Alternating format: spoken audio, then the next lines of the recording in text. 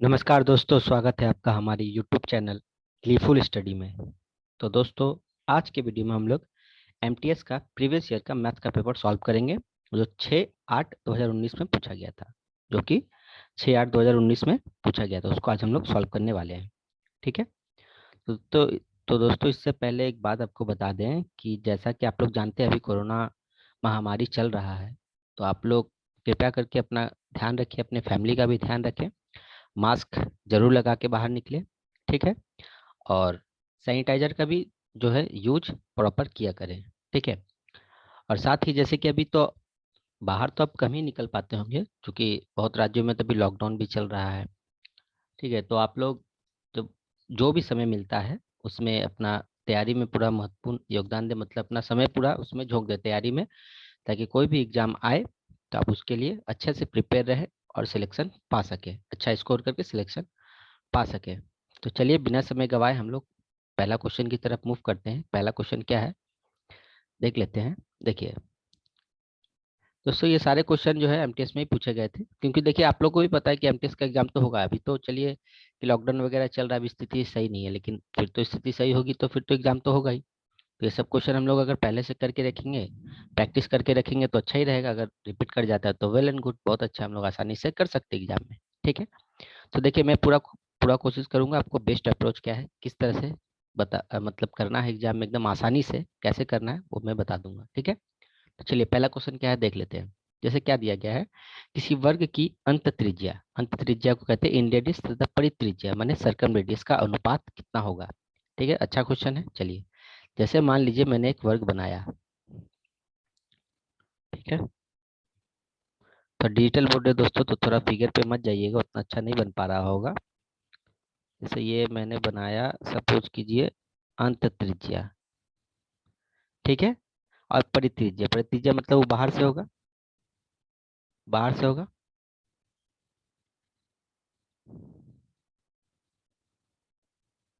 ठीक है। तो देखिए फिगर थोड़ा सा सही तो बना नहीं है, रुकिए फिर से बना देता हूँ फिगर। ये डिजिटल बोर्ड है ना दोस्तों, तो इस पे हम लोग का हाथ अच्छा बैठा हुआ नहीं है, इसीलिए थोड़ा फिगर अटपटा बन रहा है।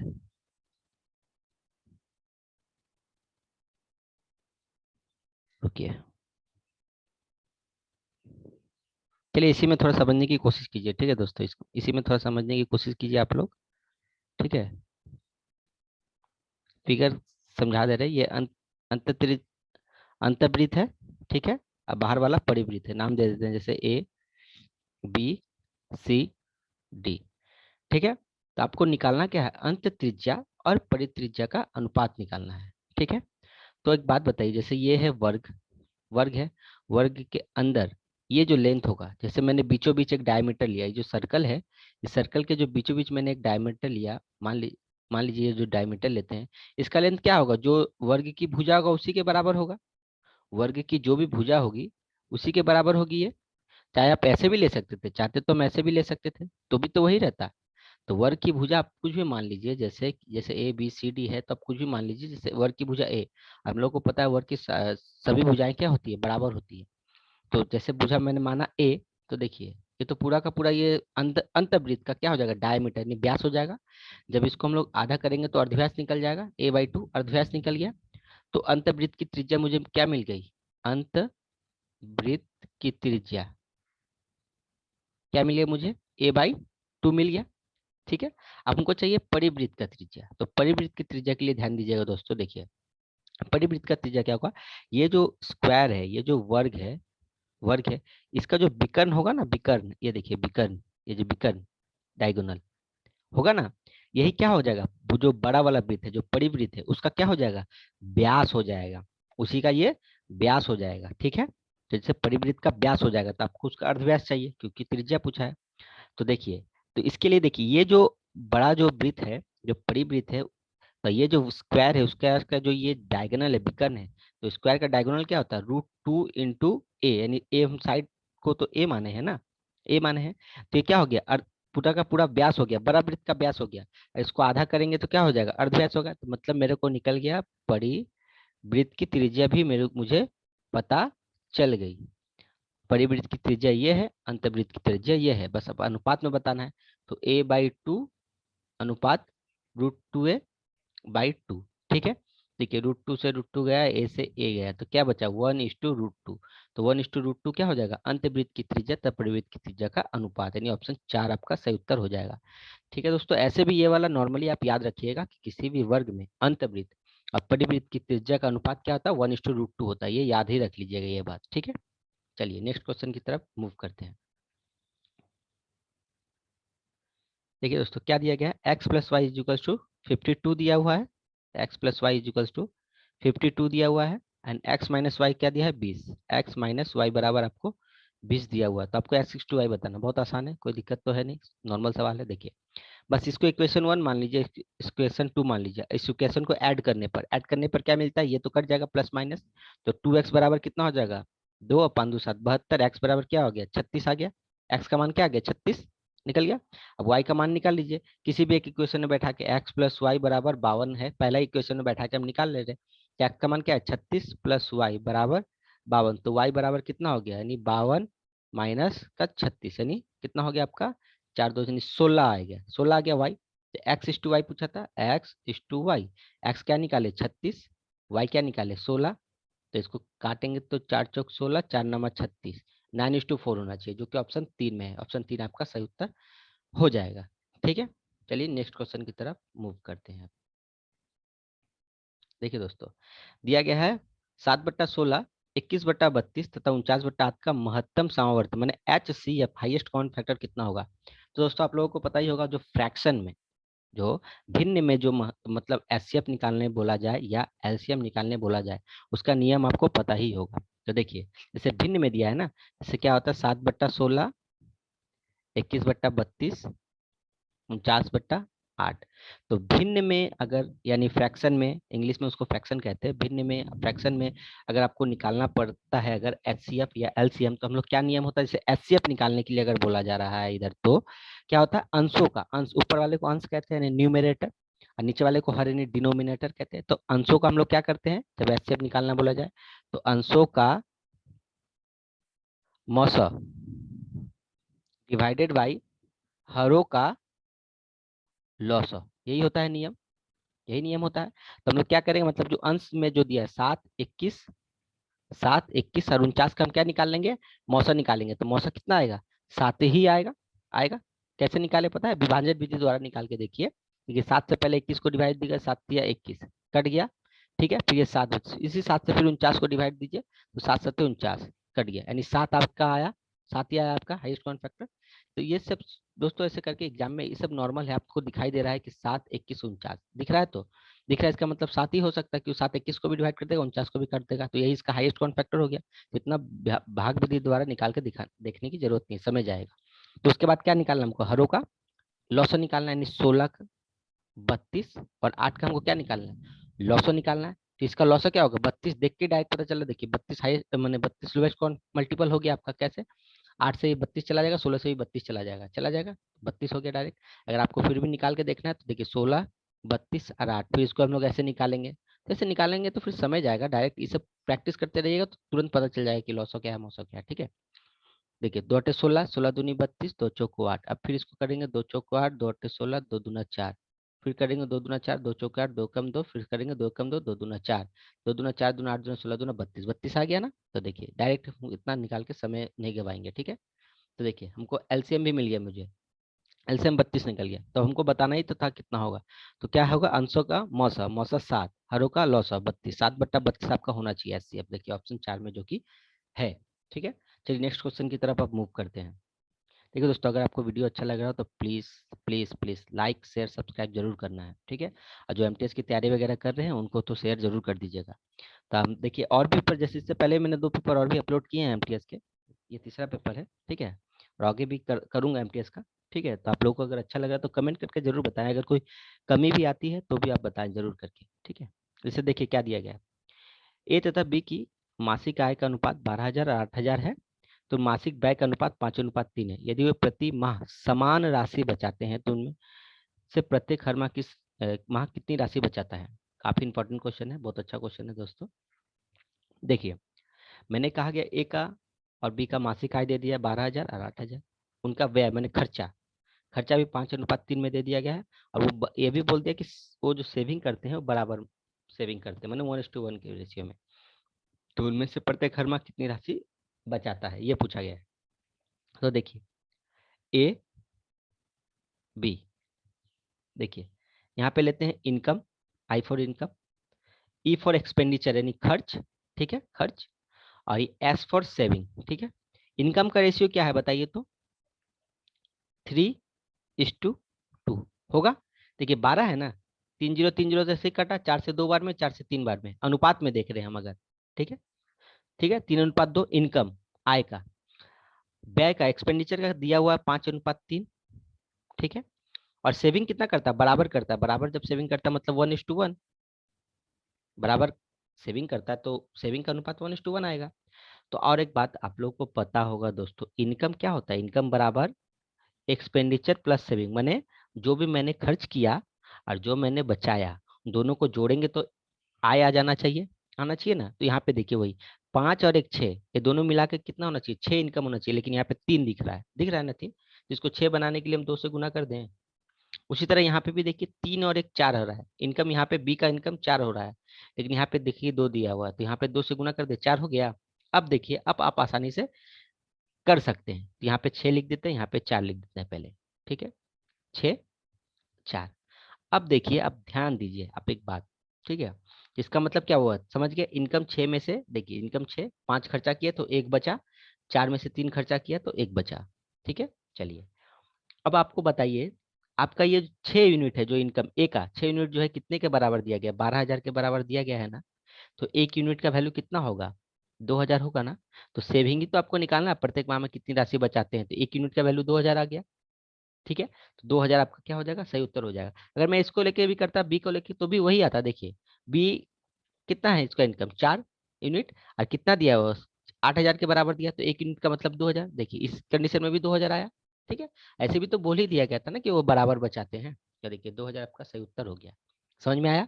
चलिए नेक्स्ट क्वेश्चन देखते हैं अब। देखिए x plus y plus z बराबर 360 और एक्स वाई एक्स अनुपात वाई अनुपात जेड 4:3:2 में दिया, तो y plus z minus x बताना है। आसान क्वेश्चन है, कोई बात नहीं। देखिए x plus y plus z कितना है, 360 है, माने ये जो 360 है कितना के इक्विवेलेंट है, 4 3 7 2 9, 9 के इक्विवेलेंट है ना। तो आपको इंडिविजुअली एक एक करके निकालना होगा, एक्स कितना होगा, वाई कितना होगा, जेड कितना होगा, ठीक है। पहले आप अगर एक्स निकालते हैं, पहले अगर आप एक यूनिट की वैल्यू कितनी हुई पहले निकाल लेते हैं, 9 चौक 36, 40 हुई, एक यूनिट की वैल्यू 40, तो एक्स कितना है 4, एक्स है ना 4 यूनिट, तो 40 × 4, एक्स कितना हो जाएगा, 4 चौका 16, 160, ये एक्स का वैल्यू आया। उसी तरह वाई का क्या है, 3 यूनिट है, तो 4 तिया 12, यानी 40 × 3 12, 120। उसी तरह जेड निकाल लेंगे, 2 यूनिट है, यानी 40 × 2 यानी 80, निकल गया एक्स भी, वाई भी और जेड भी निकल गया। तो y plus z minus x आपको निकालना है, तो वाई कितना है 120 है, जेड कितना है 80 है, एक्स कितना है 160 है। अब बताइए 120 प्लस 80 200, 200 में से 160 के कितना 40, 40 आपका सही उत्तर होगा, यानी ऑप्शन 4 आपका सही उत्तर हो गया। काफी आसान था। चलिए नेक्स्ट क्वेश्चन की तरफ मूव करते हैं अब। देखिए किसी मूलधन पर 5% वार्षिक ब्याज की दर से 2 वर्ष का साधारण ब्याज तथा चक्रवृद्धि ब्याज का अंतर 25 है, तो मूलधन कितना है। देखिए दोस्तों ये 2 वर्ष का है, तो आप लोगों को पता होगा फॉर्मूला, 2 वर्ष का चक्रवृद्धि ब्याज और साधारण ब्याज का अंतर का फॉर्मूला पता है ना। 2 वर्ष का अंतर, 2 वर्ष का अंतर, 2 वर्ष का अंतर क्या क्या फॉर्मूला होता है, आर स्क्वायर माने रेट का स्क्वायर, R² / 100 इंटू P/100 होता है ना। आर यहाँ पे रेट है यानी दर है, और पी क्या है यहाँ पे मूलधन यानी प्रिंसिपल है, ठीक है। 2 वर्ष का अंतर, चक्रवृद्धि ब्याज और साधारण ब्याज के 2 वर्ष का अंतर का ये फॉर्मूला होता है। जिनको नहीं याद हो वो जरूर से जरूर इसको याद कर ले, ठीक है। देखिए तो बस इसी में बैठाना है। देखिए अंतर आपको दिया है ना 25 रुपया, 2 वर्ष का अंतर, और रेट क्या है, रेट आपको 5% यानी 5 × 5, 5 का स्क्वायर, 5 × 5 लिख सकते हैं बाई 100, ठीक है, इनटू मूलधन तो आपको निकालना है, तो पी को पी छोड़ देते हैं बाई 100। अब देखिए 5 × 5 = 25, एक कट गया, तो क्रॉस मल्टीप्लाई हो तो पी इक्वल टू 10,000, 10,000, पी का मान 10,000 आएगा, जो कि ऑप्शन 1 में दिया हुआ है, ठीक है। तो इसको तो आप जैसे मान लीजिए फॉर्मूला आपको याद करना पड़ा तो आप इसको ऐसे याद करेंगे। अगर मान लीजिए आप फॉर्मूला नहीं याद रहा तब आप कैसे कीजिएगा, तो भी एक आसान तरीका से मैं आपको बता देता हूँ जो आप कर सकते हैं। देखिए देखिए जो नॉर्मल आसान तरीका है जो वो भी मैं आपको बता देता हूँ। जैसे देखिए हम लोग को क्या पता रहता है, 100 पे जो मिलता है वही मेरा क्या होता है, ब्याज होता है। ठीक है, 100 पे जो मिल रहा है वही मेरा क्या होता है, हम उसको मानते हैं ब्याज है, जिस दर से उसी रेट से मिल रहा है मतलब वही। तो 100 पे देखिए 5% के रेट से 2 साल का, मैंने 100 पे मेरे को 10 रुपया मिल रहा है ब्याज, सिंपल इंटरेस्ट से 100 पे 10 मिल रहा है। ठीक है, मिल रहा है ना, 5-10% यानी। ठीक है, अब हम लोग क्या करते हैं, वही जब अब सी, ये तो सिंपल इंटरेस्ट निकाला मैंने, उसी तरह सीआई निकाल लेते हैं। सीआई, सीआई का ब्याज कितना होगा। ठीक है, सीआई में हम लोग इफेक्टिव रेट निकालते हैं ना, इफेक्टिव रेट कैसे निकालते हैं इफेक्टिव रेट, तो 5+5, क्योंकि सीआई में क्या होता है ब्याज पे भी ब्याज लगता है, 5+5 +5 × 5 बट्टा में 100, 5×5 = 10, 25 यानी 0.25, 0.25 यानी 10.25 आया। तो मैंने ऐसा ही क्या आया, 10, 100 में 10 और इस क्या है 100 में 10.25, तो कितने का अंतर हुआ, 0.25 का अंतर है। ये कितने के बराबर है, 25 के बराबर देखिए दिया हुआ है इधर। तो एक का मतलब कितना, 25/0.25, पॉइंट हटेगा तो ऊपर 100 चला जाएगा, और 100 के बराबर कितना, तो 25 से 25 कितना है, नहीं 10,000, डायरेक्ट ऐसे आया। ठीक है, ऐसे भी डायरेक्ट 10,000 आ गया। आशा करते हैं समझ गए होंगे। चलिए नेक्स्ट क्वेश्चन की तरफ अब मूव करते हैं। देखिए क्वेश्चन क्या कह रहा है, किसी वस्तु को 20% लाभ तथा 18% हानि पर बेचने पर विक्रय मूल्य का अंतर 570 है, इसे 12% हानि पर बेचा जाए तो वस्तु का विक्रय मूल्य कितना होगा। कोई बात नहीं, देखिए जब हम उसको 20% लाभ पर बेच रहे हैं तथा 18% हानि पर बेच रहे हैं, तो उस विक्रय मूल्य मैंने जब 20% लाभ पे बेच रहे हैं तो एक विक्रय मूल्य, और जब 18% हानि पर बेच रहे हैं तो एक विक्रय मूल्य, तो उन दोनों विक्रय मूल्य का अंतर कितने का है, 570 का अंतर है रहा है। तो अगर आप उसको 12% हानि पे बेचिएगा तो कितना, मतलब कहने का मतलब वो ये जो 570 है, जो 570 है, 20 और 8 18 38, ये 38% के बराबर है। ये 570 क्योंकि 20% लाभ है, 18% हानि है, दोनों का योग कितना होगा, 38% के बराबर है, हुआ ना।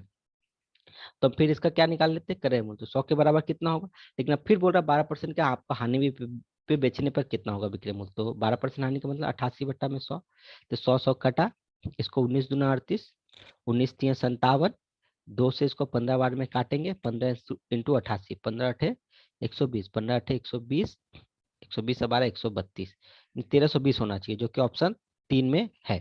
ठीक है, तो हम लोग इस तरह से जल्दी जल्दी इसको कर सकते हैं। ठीक है दोस्तों, देखिए दोस्तों और एक बात, देखिए इसमें हम लोग अभी देखिए हम लोग तो ये प्रीवियस ईयर का मैथ का पेपर कर रहे हैं, हम लोग तो अभी इसको बेसिक से नहीं कर सकते, तो ज़्यादा समय जाएगा, वीडियो ज़्यादा लंबा भी चला जाएगा। तो हम लोग कोशिश करेंगे जल्दी से जल्दी सॉल्व करने, क्योंकि ये तो प्रीवियस ईयर का मैथ है ना।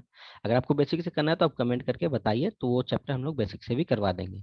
ठीक है दोस्तों, कॉन्सेप्ट के साथ भी। ठीक है, चलिए नेक्स्ट क्वेश्चन क्या है, जैसे दोस्तों इसमें दिया हुआ है एक्स किसी कार को, और एक बात हाँ, देखिए दोस्तों इसमें मैं हम लोगों ने मतलब बार ग्राफ का क्वेश्चन नहीं लिया, क्योंकि मैं जब उसका स्क्रीनशॉट लेके मतलब करवा रहा था तो उसमें इमेज ठीक से आया नहीं था, इमेज ठीक से नहीं आ रहा था, बहुत छोटे छोटे डाटा थे, तो वो इमेज ठीक से नहीं आ रहे थे, इसलिए मैंने बार ग्राफ छोड़ दिया।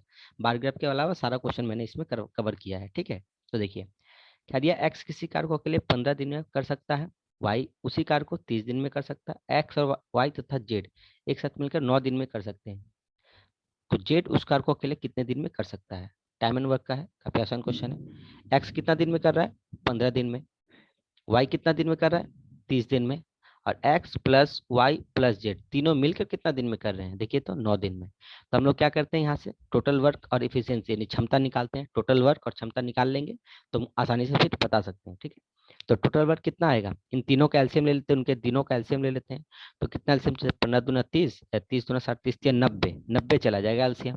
ठीक है, तो 15×6 = 90, 30×3 = 90, 9×10 = 90, मतलब कहने का हुआ एक्स एक दिन में 6 यूनिट बनाएगा, वाई एक दिन में 3 यूनिट बनाएगा, और x plus y plus z एक दिन में 10 यूनिट बनाएगा। ठीक है, जब x plus y plus z 10 unit बना रहा है, जहाँ पे एक्स एक दिन में 6 यूनिट बना रहा है, वाई एक दिन में 3 यूनिट बना रहा है, तो जेड कितना बनाता होगा, 1 यूनिट बनाता होगा।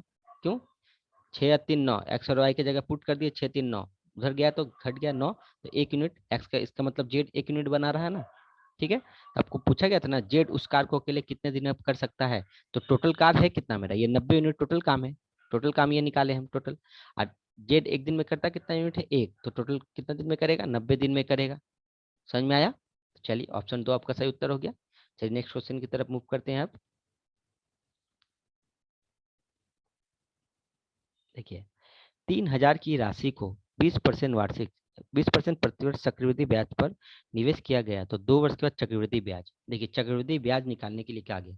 देखिए दोस्तों मैं तो ये ऐसे बिल्कुल नहीं करने वाला। CI बराबर जो फॉर्मूला यूज होता है P1 + R/100 to the power n-1, इस तरह से तो मैं बिल्कुल नहीं करने वाला। ये समय समय की खपत होती है इसमें।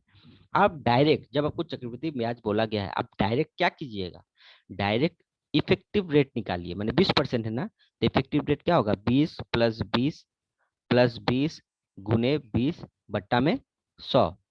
ठीक है, हम लोग मतलब इसमें क्या होता है, ब्याज पे भी ब्याज मिलता है ना, तो 20 20 40, और ये जीरो कटा है, 2 जीरो से कटा 4 + 4 44। तो मैंने ये क्या है, ये इफेक्टिव रेट है, 44% लेना है। तो मतलब जो भी आपकी राशि है 3,000 रुपया है, उस पर 44% आप निकाल दीजिए, वही आपका क्या है, ब्याज है। तो करिए, 3 चौक 12, 3 चौक 12 और 1 13, 1320 आपका ब्याज होना चाहिए, जो कि ऑप्शन 3 में है।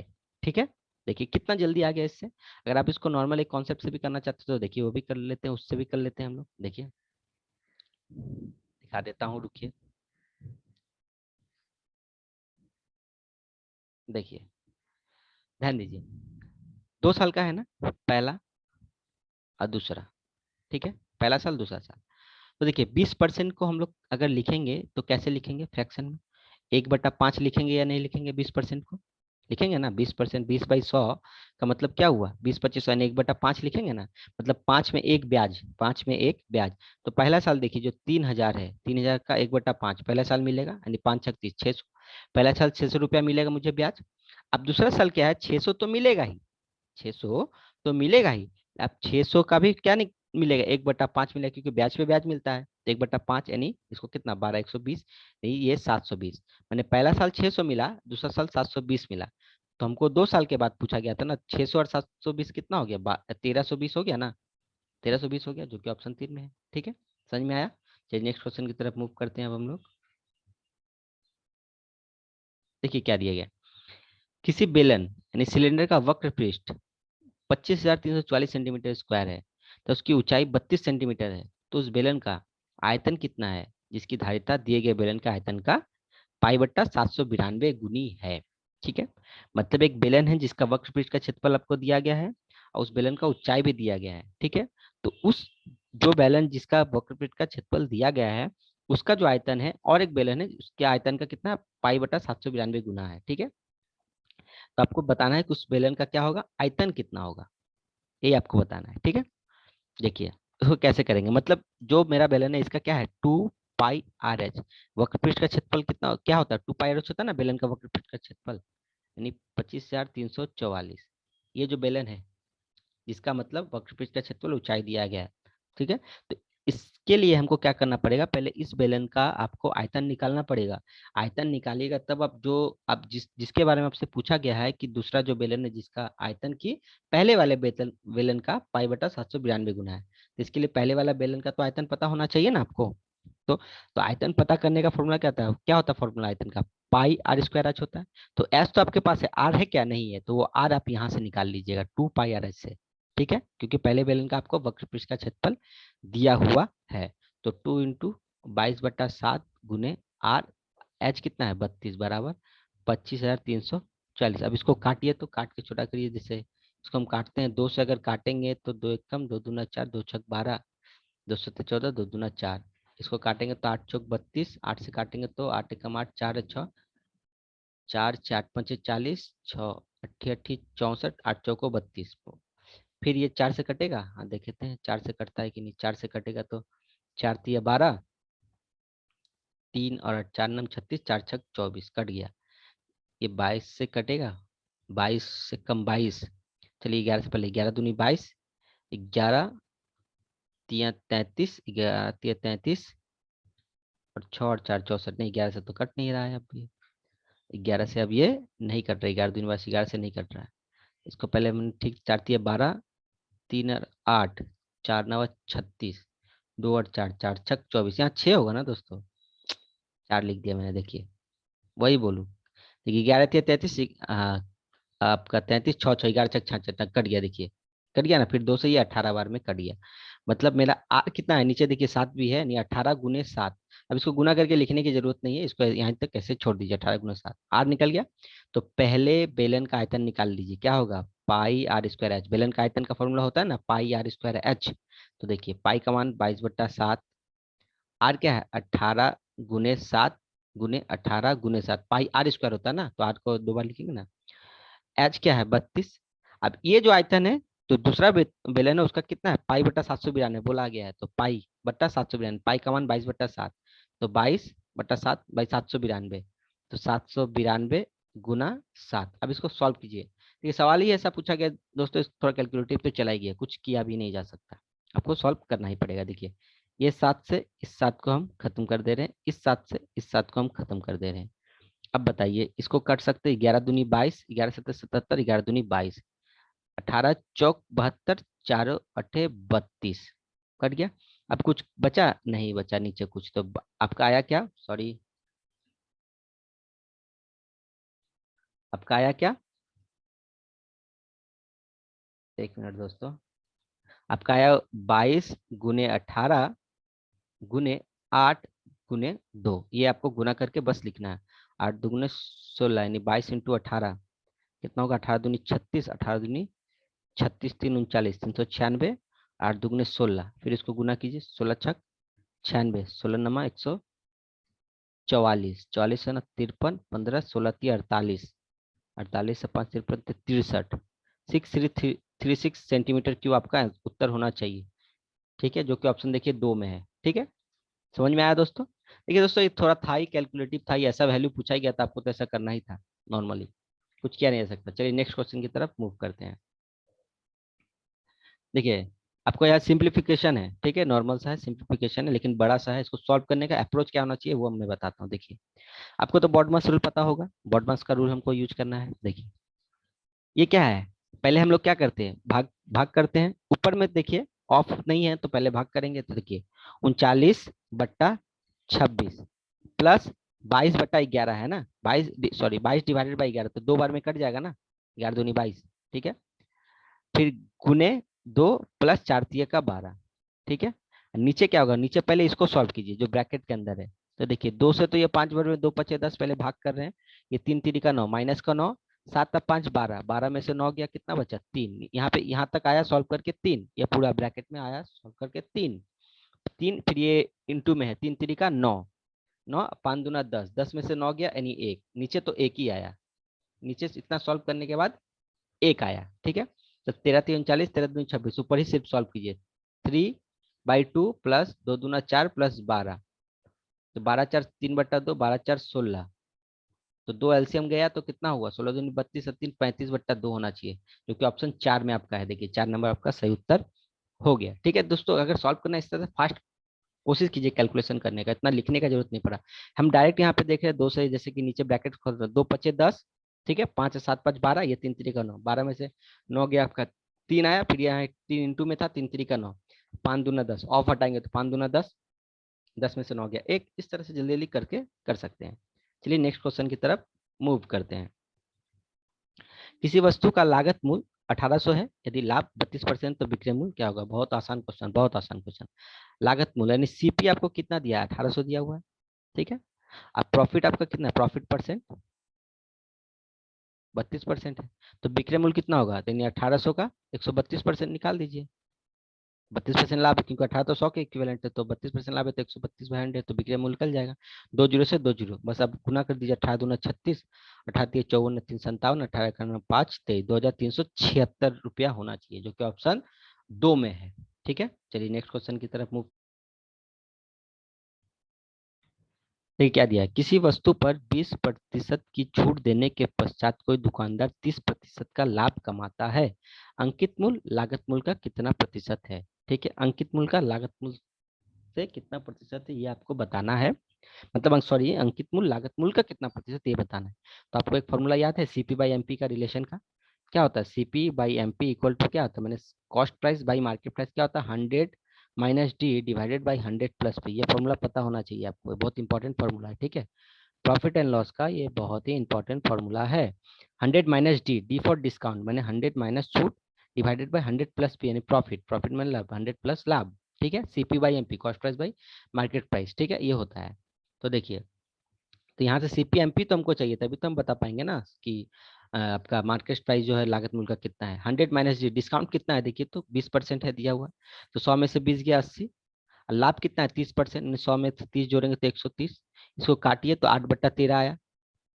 तो आपका एमपी कितना आया 13, और सीपी कितना आया 18, सीपी 18 आया। तो आपको पूछा ना अंकित मूल्य लागत मूल्य का कितना है, तो अंकित मूल्य कितना है 13, लागत मूल्य कितना है 8, परसेंटेज बदलने लेकिन इंटू 100 नहीं, 1300 बटा में 8, तो 8 से 1300 को डिवाइड दीजिए, देखिए कितना आता है, 8 एक कम 8, 5 जीरो, 8 छक 48, 2 जीरो, 8 दुगुना 16, यानी 4.085 40 कट गया, मतलब 162.5% होगा, जो कि ऑप्शन 4 में है। चलिए नेक्स्ट क्वेश्चन की तरफ मूव करते हैं। देखिए, एक वर्ग का विकर्ण 24 सेंटीमीटर है, उसका परिमाप कितना होगा, बहुत आसान है। वर्ग का विकर्ण, तो वर्ग का विकर्ण, वर्ग की सारी भुजा बराबर होती है, तो आपको पता ही होगा वर्ग का विकर्ण क्या होता है, √2 इंटू भुजा होती है ना, √2 इंटू भुजा होती है ना वर्ग का विकर्ण। तो विकर्ण कितना दिया हुआ है 24 दिया हुआ है, तो √2 इंटू भुजा। देखिए परिमाप बताने के लिए, तो परिमाप का क्या होता है 4 इंटू साइड होता है, तो साइड तो चाहिए ना, तो इसीलिए यहाँ से साइड निकालेंगे, तो भुजा 2 इंटू भुजा। तो देखिए भुजा कितना निकला आपका 24/√2, तो नीचे से रूट हटाने के लिए √2 इंटू √2 करेंगे, रेशनलाइज कर देंगे, यानी तो 24√2/2, 2 से 12 बार में काटेंगे, 12√2 क्या है आपका 12√2 भुजा आ गई। तो वर्ग का परिमाप अब बताइए, वर्ग का परिमाप क्या होता है, वर्ग का परिमाप क्या होता है 4 इंटू भुजा होती है ना, भुजा का 4 गुना, तो 4 भुजा क्या निकाले 12√2, तो 12 चौक 48√2, ये आपका सही उत्तर होना चाहिए, जो कि ऑप्शन 2 में है। देखिए चलिए नेक्स्ट क्वेश्चन की तरफ मूव करते हैं। ठीक है दोस्तों, वीडियो अच्छा लगता हो तो जरूर लाइक से सब्सक्राइब करना ना भूलिएगा, जरूर से जरूर कीजिएगा। चलिए देखिए सिंप्लीफिकेशन है, काफी लंबा है, लेकिन हम लोग इसको ऐसे ही कर लेंगे आसानी से। देखिए पहले ब्रैकेट में ध्यान दीजिए, जैसे जैसे सॉल्व करते हैं दोस्तों वैसा ध्यान देते जाइए। पहले ब्रैकेट के अंदर ध्यान दीजिए, देखिए ऑफ हटाएंगे तो 8 चौको 32, 16 पचे 80, 80 और 24 जोड़ेंगे तो कितना हो जाएगा 104, 104 में से यहाँ पे 32 आपको घटाना है, तो कितना आया 2, तो सिर्फ 3 के 7 यानी 72 आया, इतना सॉल्व किया तो हम 72 आया।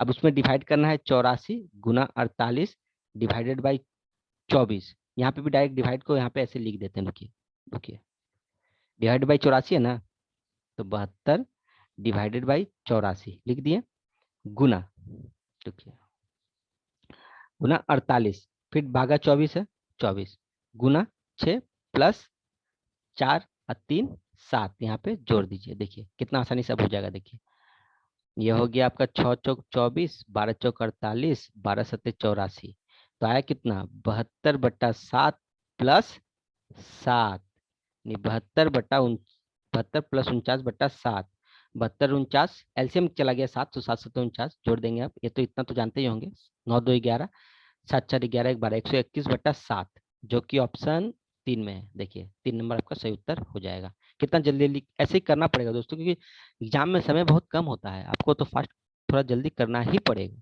ठीक है। अगर बेसिक से करना है तो आपको हम लोग को बताना होगा, कमेंट करके बताइए, तो हम लोग बेसिक से चैप्टर आपको करवा देंगे, प्रोवाइड कर देंगे, हम लोग वीडियो बना के डाल देंगे, ठीक है, क्योंकि हम लोग ये प्रीवियस ईयर का पेपर कर रहे हैं, इसलिए हम लोग जल्दी जल्दी कर रहे हैं, ठीक है। चलिए ए बी से 15% अधिक है, तो बी ए से कितने प्रतिशत कम है, दशमलव के 2 स्थान तक ही आपको बताना है।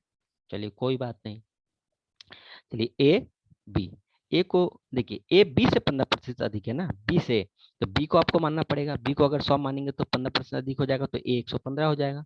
तो वही अब बोल रहा बी ए से कितना प्रतिशत कम है, तो बी कितना कम है 15 कम है, किससे ए से, तो ए को नीचे रखेंगे।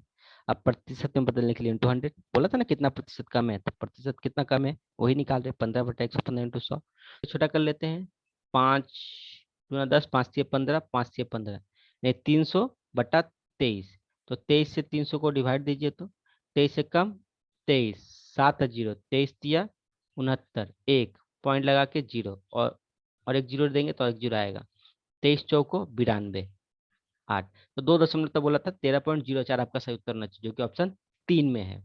चलिए नेक्स्ट क्वेश्चन की तरफ मूव करते हैं। ये क्या गया, नाव की अनुप्रवाह डाउन स्ट्रीम, ठीक है, 14 किलोमीटर प्रति घंटा है नाव की अनुप्रवाह स्पीड। ऊर्ध्व प्रवाह मैंने अप स्ट्रीम 10 किलोमीटर प्रति घंटा, मैंने डाउन स्ट्रीम मैंने समझ गया, मैंने धारा के साथ, अप स्ट्रीम मैंने धारा के विरुद्ध में 10 किलोमीटर प्रति घंटा है। तो नाव शांत जल में 72 किलोमीटर की दूरी कितने समय में तय करेगी। देखिए शांत जल में ना नाव की 72 किलोमीटर की दूरी कितने समय में, तो नाव के तो पहले आपको स्पीड पता है, नहीं पता तो पहले वो तो निकालिए तब तो बता पाइएगा ना। तो देखिए आपको इतना पता है, देखिए जब धारा के साथ रहता है तो क्या करते हैं, नाव का स्पीड प्लस धारा का स्पीड क्या करते हैं, जोड़ते हैं, जो कि 14 किलोमीटर प्रति घंटा है।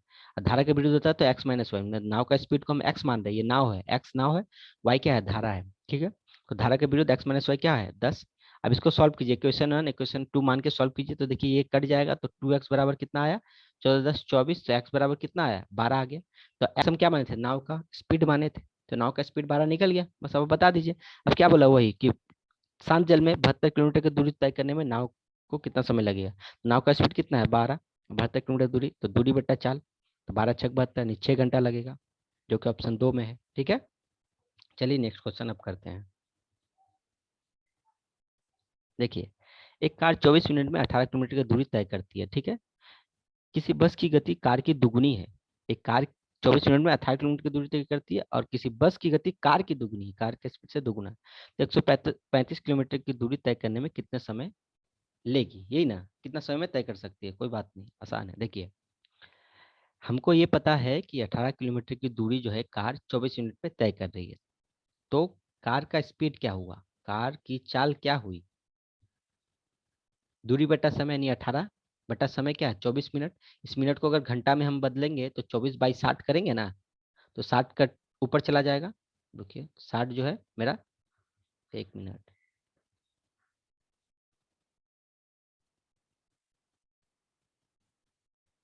24/60, 60 ऊपर चला जाएगा, घंटा में बदल दिए क्योंकि ये किलोमीटर में था ये मिनट में था इसीलिए, तो 12 दूनी 24, 12 पचे 60, 2 9 18, 9 पचे 45, 45 किलोमीटर प्रति घंटा अब स्पीड आ गया, कार का स्पीड आया। लेकिन बस की गति क्या है, बस की गति कार की दुगनी है, तो कार कितना है 45 किलोमीटर प्रति घंटा, तो बस कितना हो जाएगा, बस का गति, बस की चाल कितनी हो जाएगी, 45 × 90 क्योंकि दोगुना है, 90 किलोमीटर प्रति घंटा हो जाएगा, हो जाएगा। तो अब क्या बोल रहा है, बस 135 किलोमीटर की दूरी को कितने समय में तय करेगी, यही ना।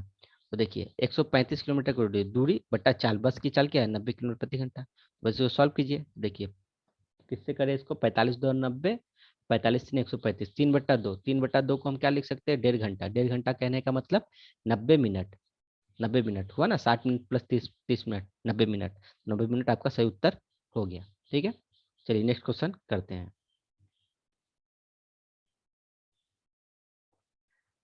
P comma Q, Q comma R, R R comma P का औसत आयु 13 14 12, औसत आयु दे दिया है, तो क्यू का आयु पूछा गया है। देखिए पी प्लस क्यू, देखिए पी और क्यू का औसत 13 दिया गया, अगर कुल आयु देखेंगे तो कितना होगा, पी प्लस क्यू 13 दूना 26 हो जाएगा। उसी तरह क्यू प्लस आर का औसत आयु कितना है, 14 है, औसत आयु क्या है 14 है, तो कुल आयु क्या, 14 दूनी 28 हो जाएगा। उसी तरह आर प्लस पी का क्या हो जाएगा, 12 दूना 24 हो जाएगा। अब आपको चाहिए क्यू का आयु, तो आप क्या कीजिए, यहाँ पे सॉल्व कैसे कीजिएगा, इस लेफ्ट हैंड साइड को मैंने जो आपका बायां तरफ दिया है इन सबको एक साथ जोड़िए और राइट हैंड साइड को एक तरफ पूरा जोड़िए, तो देखिए क्या आएगा, देखिए जब जोड़िएगा तो क्या आएगा, 2p + 2q + 2r आएगा इधर। उसी तरह इसको जोड़िए तो 8 14 4 18, 6 1 7 78 आएगा। तो यहाँ से 2 अगर आप कॉमन लेते हैं तो क्या आया, p + q + r बराबर 78, तो p + q + r बराबर 78 डिवाइडेड बाई 2, 2 से भागा देंगे तो कितना आ गया, 39 आ गया। p + q + r कितना आ गया, 39, 2 यहाँ गुना में था तो भागा में चला गया। आपको चाहिए क्यू का, आपको चाहिए क्यू, तो p + r कितना है देखिए, तो p + r यहाँ देखिए, देखिए p + r कितना है 24 है ना, तो बस माइनस कर दीजिए, क्यू निकालना होगा तो 39 में से 24 को माइनस कर दीजिए, तो कितना हो गया, 9 में से 4 गया 5, ये आपका हो गया 3 से 2 गया 15 आना चाहिए, जो कि ऑप्शन आपका 2 में है, ठीक है। चलिए नेक्स्ट क्वेश्चन करते हैं। देखिए एक किसी कार को अकेले 30 दिन में कर सकता है, बी उसी कार को 60 दिन में कर सकता है, यदि वे 5 दिन तक एक साथ कार करते हैं तो कार का कितना हिस्सा शेष रह जाएगा, ठीक है, ये पूछा गया है, काफी आसान क्वेश्चन है। देखिए ए 30 दिन में कर रहा है, अब बी 60 दिन में कर रहा है। ए किसी काम को 30 दिन में, बी 60 दिन में। वो बोल रहे हैं कि वो लोग 5 दिन तक काम करते, फिर उसके बाद कितना काम बच जाता है वो आपको बताना है। तो टोटल काम कितना हुआ, दिनों का एलसीएम 60, इनके दिनों का एलसीएम लेंगे 60। तो अगर क्षमता निकालना है तो उनके दिनों से टोटल काम को डिवाइड देंगे, तो 30 दूना 60, यानी ए का क्षमता 2, इसका 1, माने एक दिन में 2 यूनिट बनाएगा, तो बी एक दिन में 1 यूनिट बनाएगा। ठीक है, तो दोनों मिलके एक दिन में कितना बनाएंगे, ए प्लस बी अगर दोनों मिलेंगे तो एक दिन में कितना बनाएंगे, 2 प्लस 1 3 बनाएंगे, 3 यूनिट बनाएंगे, बनाएंगे ना। तो लोग कितना दिन तक काम करते हैं, 5 दिन तक। तो 3 यूनिट करके 5 दिन तक कितना यूनिट बनाए होंगे, 15 यूनिट उन्होंने बनाया होगा। तो हमको पूछा गया कि कितना शेष रह गया, तो 60 यूनिट में 15 यूनिट उन्होंने बनाया, तो कितना नहीं बनाया, 45 यूनिट उन्होंने नहीं बनाया, यही बच गया। टोटल कितना में, 60 में। तो कितना हुआ, 45 15 चौके 60, 3/4 हिस्सा भी काम बचा रह गया मेरा, यानी जो कि ऑप्शन 3 में। समझ में आया, टोटल 45 यूनिट बच गया ना, टोटल काम कितना था 60, 45/60, 3/4 हिस्सा आपका बचा रह गया। ठीक है, तो आखिरी सवाल दोस्तों देखिए, 14 बच्चों की औसत वजन 22 केजी है, यदि अध्यापक का वजन 20 मिला लिया जाए तो औसत वजन 23 केजी हो जाता है। ठीक है, तो अध्यापक का वजन कितना है, देखिए दोस्तों, इसको मैं बहुत बहुत ही आसान तरीके से बताऊंगा, तुरंत सेकेंडों में बनने वाला है ये। ठीक है, देखिए, हम लोगों को पता है कि 14 बच्चों का कितना है औसत आयु 22 केजी है ना, सॉरी आयु बोल रहे हैं, वजन। 14 बच्चों का औसत वजन 22 केजी है। अब टीचर आ जाता है, जब टीचर आ गया तो मतलब कितना जन हो गया, 15 जन हो गया। लेकिन अब क्या, औसत वजन 23 हो जाता है। अब औसत वजन जो है 23 केजी हो जाता है। देखिए, इसको मेथड से करेंगे तो क्यों मेथड से करेंगे, इसको तुरंत जब बन सकता है तो सेकेंडों में, तो क्यों इसको मेथड से करें। ठीक है, देखिए, आप कहने का मेरा मतलब है कि जो है मेरा 22 केजी तो रह ही गया, 1 केजी करके बढ़ गया ना, 1 केजी करके जो बड़ा है। देखिए, एक टीचर के आ जाने से 1 केजी करके फर्क पड़ा, 1 केजी करके फर्क पड़ा, मतलब टोटल 23 जन का फर्क, सॉरी 15 जन का फर्क पड़ा होगा, 15 जन का पड़ा होगा ना, टीचर भी आ गया ना। अब 14 तो बच्चे थे, और एक टीचर भी आ गया, 15 टोटल मेंबर हो गए। तो एक करके 15 का बढ़ गया, नहीं 1 गुने 15 नहीं 15, तो 22, अब 15 कितना हो गया, 37 हो गया आपका। तो 37 केजी टीचर का वजन हो गया। बात समझ में आया, तो 37 केजी टीचर का क्या हो गया, वजन हो गया। अगर आप इसको मेथड से करते तो भी कैसे करते, आराम से कर लेते। देखिए, 14 बच्चों का कुल वजन कितना होता है, 14 गुने 22, ये कुल वजन हुआ, कुल वजन हुआ। टीचर को मान लिया आपने एक्स, जोड़ दिया आपने, तो आप टोटल कितने जन हो गए, 15। तो अब उन लोगों का औसत कितना हो गया, 23 केजी। अब इसको आप सॉल्व कर दीजिए नॉर्मल, 14 दूनी 28, 14 दूनी 28, 2 30, प्लस एक्स, 15 × 45, 15 दूनी 30, 4 34, एक्स बराबर 345 माइनस 308, तो आ गया ना 37 ऐसे भी। लेकिन ये मेथड से है, लेकिन ये डायरेक्ट बन जाएगा, ये तो मैं समझाने में इतना वक्त लग गया, नहीं तो ये तुरंत बन जाएगा। डायरेक्ट आपको क्या था, टीचर का वजन था 22, सॉरी 14 बच्चों का था, क्योंकि 1 केजी करके उन 15 जन में फर्क पड़ गया, तो वो जो 15 में बढ़ गया, तो 1 × 15, तो जोड़ दिए तो कितना होगा, 22 से 15 37 हो गया। समझ में आया। चलिए, अब आज के लिए इतना ही, टोटल मैंने जितने भी सवाल थे मैंने करवा दिए, सिर्फ बार ग्राफ को छोड़ के। आपको बताना है ये सेशन आपको कैसा लगा। ठीक है, आप कमेंट करके जरूर बताएं, और कोशिश करके हम लोग की कमी तो जरूर बताएं, कमी क्या है, क्या कमी रह गई है, वो जरूर बताएं, क्या समझाने में कोई प्रॉब्लम है ऐसा कुछ। ठीक है, चलिए आज के लिए इतना ही, धन्यवाद। नेक्स्ट वीडियो में हम लोग मिलते हैं।